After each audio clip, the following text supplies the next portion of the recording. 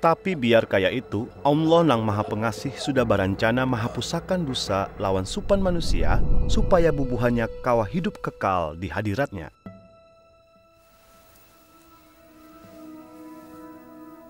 Di dalam kitab suci, rencana Allah ditampaikan.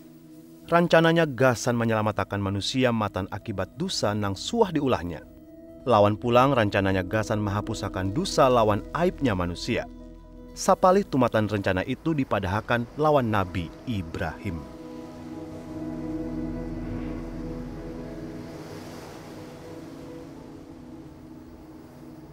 Nabi Ibrahim tu beriman ke Allah.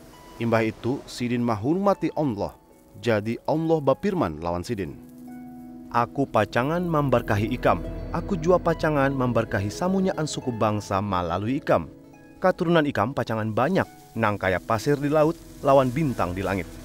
Nabi Ibrahim percaya lawan janji Allah tadi. Jadi Allah menganggap sidin hamba Allah nang saleh. Lawan pulang, Allah menyambat sidin nang dikasihi Allah.